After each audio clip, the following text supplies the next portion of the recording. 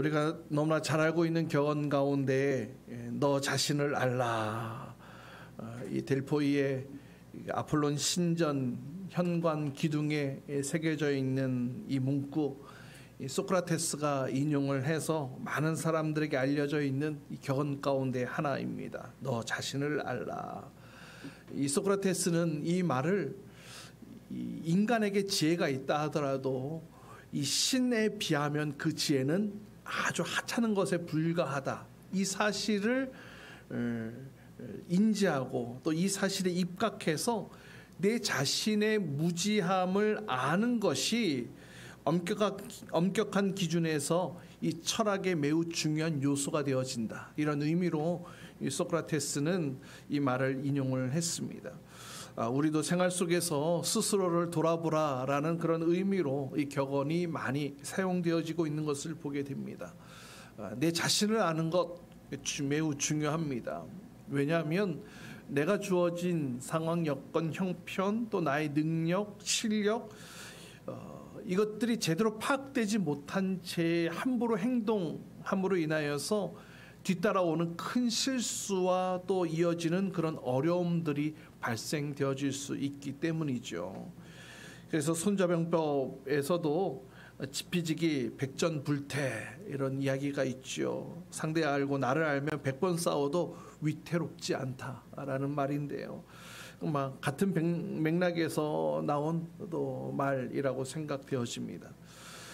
이렇게 우리가 인간으로 살아가면서 우리 인간이 알아야 할 지혜 가운데 하나는 바로 나 자신, 더 정확하게 얘기를 하면은 나의 한계를 먼저 파악하고 깨닫는 것, 이것을 깨닫는 것이 바로 지혜입니다. 소크라테스가 말했던 것과 같이 전능하신 하나님 앞에서 인간이라는 존재는 절대 한계를 가지고 있는 존재라는 사실을 인정하고 받아들여야 한다는 것이죠.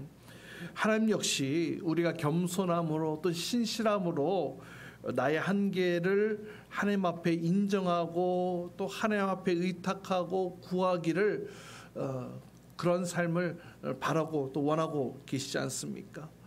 우리 인생 단 한 치 앞도 내다볼 수 없는, 예측할 수 없는 이 세상 속에서 나 자신의 한계를 아는 것이 바로 하나님의 지혜를 소유한 사람인 줄 믿습니다. 오늘 전도자가 말하는 이 지혜를 통하여서 우리 10년 가운데에도 하나님이 주신 은혜가 가득하기를 주님의 이름으로 축복합니다.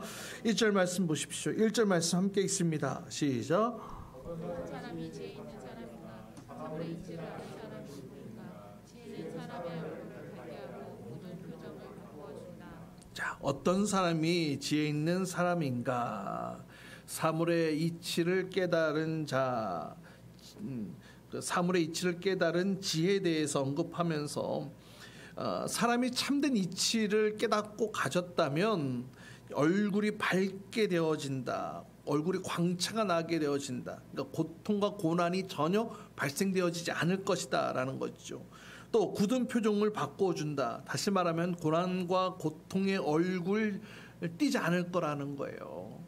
이 지혜를 가지고 있다면 어려운 일 당하지 않을 것이다. 그런데 세상이 그렇나요? 인간의 삶이 그런가요? 그렇지가 않잖아요. 다시 말하면 이 말씀은 한마디로 이런 지혜자 만나기가 어렵다라는 그런 의미로 담고 있는 내용입니다. 이어서 2절 이하에 보면 그래서 전도자는 이 왕의 명령을 지키라고 이렇게 말을 하고 있죠. 이 전도자가 살았던 시대 왕정 사회 아니었습니까? 특별히 이스라엘의 이 왕을 세울 때에는 이 하나님 앞에서 이 왕에게 기름을 부어 왕을 세우게 됩니다. 많은 백성들과 또 신하들 앞에서 말이죠. 이것은 그래서 이 왕에 대한 충성을 맹세하는 그런 의식이 되기도 했습니다. 그래서 백성은 이 왕의 명령을 하나님의 명령으로 생각하고 그렇게 여겼다는 것이죠.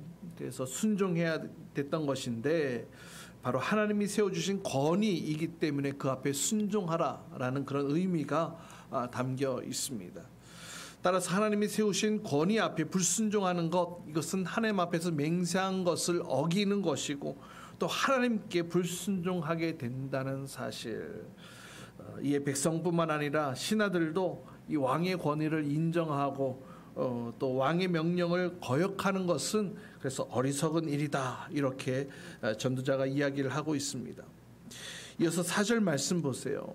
4절 말씀, 왕의 말이 곧 최고의 법인데 누가 감히 그에게 왜 그렇게 하십니까 하고 말할 수 있겠는가.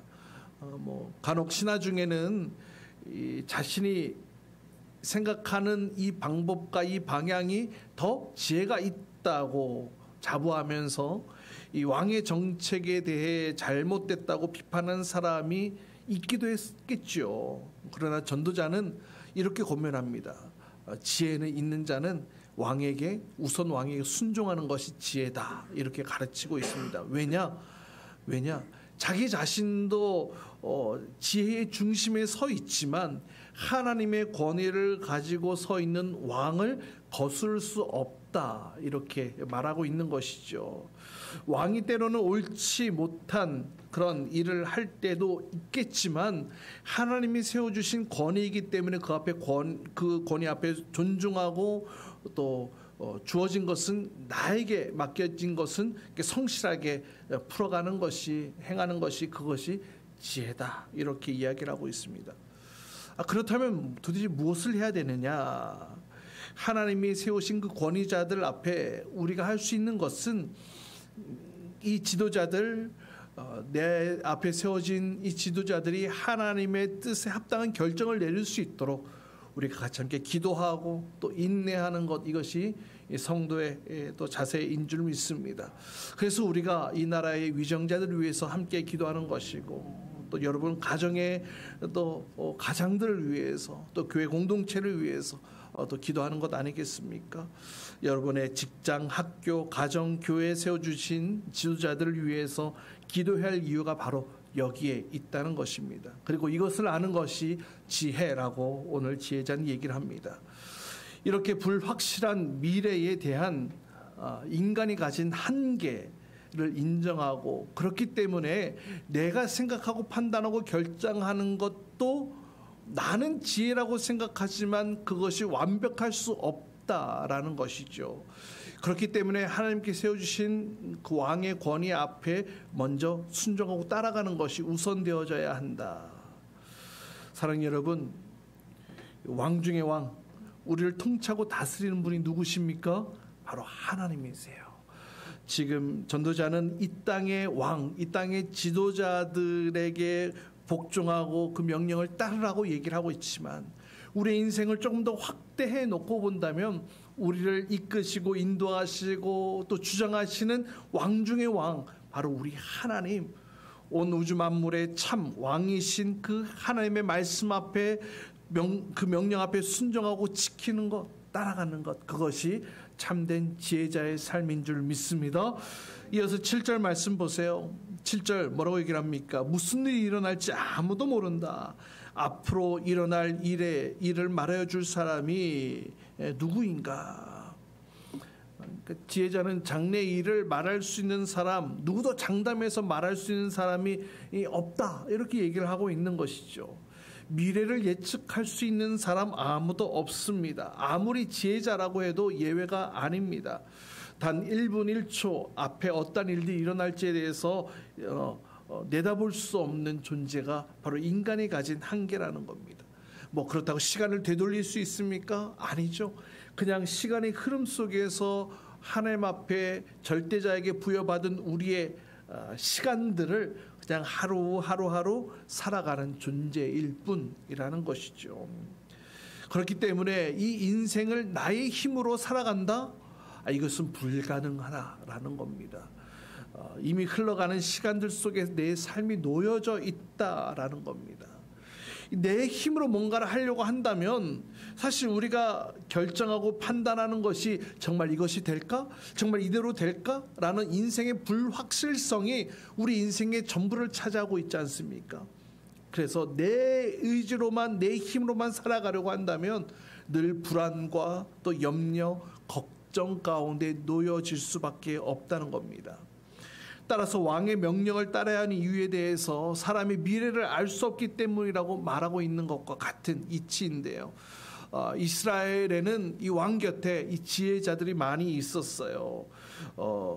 예를 들어서 때와 판단을 분별해주는 역할을 하는 지혜자들, 또 선지자들이 있었는데, 뭐 이제 전쟁을 나가야 될 때냐, 또 화치를 맺어야 되냐, 또 무슨 뭘 사야 되냐, 뭘 팔아야 되냐, 이런 어떤 중요한 나라의 결정들을 할 때마다 조언을 했던 자들이 이 성경 안에 보면은 분명히 존재하고 있는 것을 보게 됩니다.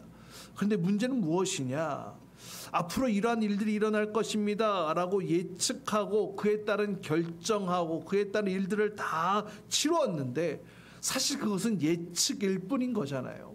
예측일 뿐인, 만약에 그 예측이 어긋나게 되는 일이 일어나게 된다면 그로 인한 이 피해는 뭐 곱절 이상이 되어지겠죠.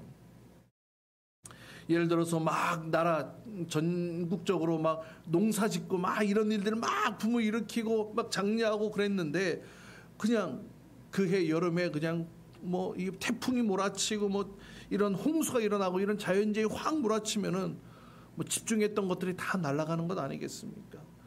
또 관계가 좋다고 생각했던 이웃 나라가 갑자기 쳐들어올 수도 있는 것 아니겠습니까? 그래서 6절 말씀에 뭐라고 얘기를 합니까? 6절 말씀 우리 같이 함께 읽어봅니다. 6절입니다. 시작. 우리가 비록 장래 일을 몰라서 크게 고통당한다 해도 모든 일에는 알맞은 때가 있고 알맞은 방법이 있다. 그래서 모든 일에 알맞은 때, 알맞은 방법이 있음을 알아야 된다, 이렇게 말하고 있습니다. 이것을 잘 분별하지 못하는 사람들에게는 큰 어려움과 고통이 따르게 되는데, 결국 사람이 장래 일을 알 수 없기 때문에 일어나는 일이다, 이렇게 얘기를 합니다. 그래서 이 사람이 때와 판단을 바르게 하고 또 고통을 당하지 않기 위해서는 하나님의 지혜가 반드시 필요한 줄 믿습니다. 우리 하나님, 우리 인생의 생사화복을 주관하시는 분 아닙니까? 또 세상의 모든 흥망성쇠를 주관하시는 절대자 하나님, 바로 그 하나님 안에 지혜가 있음을 우리가 인정하며 그 하나님의 섭리를 깨달아 나아갈 때에, 또 하나님의 뜻을 잘 분별하고 판단할 때에 우리의 인생 가운데 이 고통의 시간들이 덜어지게 되는 줄 믿습니다. 바로 이것이 지혜다라고 오늘 제자는 이야기를 합니다. 그래서 우리 성도들은 어떻게 해야 되느냐? 우리가 잘 알고 있는 말씀 있지 않습니까? 야고보서 1장 5절 말씀, 특별히 우리 공부하는 이들에게 늘 암기되어지는 말씀이기도 한데요. 함께 읽어볼까요? 시작. 여러분 가운데 누구든지 지혜가 부족하거든 모든 사람에게 아낌없이 주시고 나무라지 않으시는 하나님께 구하십시오. 그리하면 받을 것입니다. 예. 다시 말하면 지혜는 구하는 것이라고 얘기를 하고 있어요. 내 안에 지혜가 없음을 인정하십시오. 하나님이 주시는 것이 참된 지혜라는 것. 그래서 나의 지혜 없음을 인정하고 나의 한계를 인정하고 하나님이 주시는 그 지혜를 간구할 때에 하나님께서는 모든 사람에게 아낌없이 주시고, 왜 구하냐고 따지지도 않고 허락해 주신다고 말씀은 우리에게 이렇게 약속하고 있습니다. 따라서 하나님께 우리의 불확실한 미래를 맡겨드리며 하나님께 지혜를 구하는 것, 그러한 삶이 지혜자의 삶인 줄 믿습니다. 이제 마지막으로 전도자는 사람의 한계를 언급하며 그 한계를 깨닫는 지혜를 깨닫는 지혜를 말하고 있는데요. 8절 말씀입니다. 함께 또 읽습니다. 시작. 바람을 다스려 그치게 할 수 있는 사람이 없듯이 자기가 죽을 날을 피하거나 연기시킬 수 있는 사람이 없다. 전쟁이 일어나면 벗어날 사람이 없듯이 악은 행악자를 도와주지 않는다. 이 바람은 자연 현상을 이야기를 합니다. 누구도 이 자연 현상을 바꾸거나 거스를 수 없다라는 거죠. 또 죽는 날 피하거나 뭐 연기시킬 수 있습니까? 사람이 자신의 이 삶과 이 죽음을 이렇게 조종할 수 없다는 말입니다. 이렇게 인간은 거대한 자연과 또 질서, 하나님 세워놓으신 원칙 앞에 너무나도 작고 연약한 존재일 뿐이라는 것이죠. 따라서 지혜로운 자는 이 자연의 경이로움 앞에 하나님 앞에 순종하는 것, 순응하는 것을 배워야 하겠고요. 그것이 바로 온 우주 만물을 창조하신 하나님을 인정하는 태도인 것이죠. 또 우리의 생명도 또 삶과 죽음도 어느 누구도 관여할 수 없다라는 사실을 깨닫고 우리의 삶과 또 우리의 인생을 오직 하나님께 의탁하는 것, 그것이 지혜인 줄 믿습니다. 바로 이것이 인간이 가진 한계를 인식함으로 모든 것을 할 수 있으신 전능하신 하나님만을 의지하는 삶을 살아야 한다. 이것이 오늘 전도자의 교훈인 것입니다. 여러분, 우리 예수님은 어떠한 분이십니까? 바람과 바다를 꾸짖어서 잠잠케 하시는 분 아닙니까? 마태복음에 보면 이를 경험하고 있던 제자들이 예수님에게 도대체 이가 누구이기에 바람과 바다까지 그에게 복종하는가 얘기를 하고 있지 않습니까?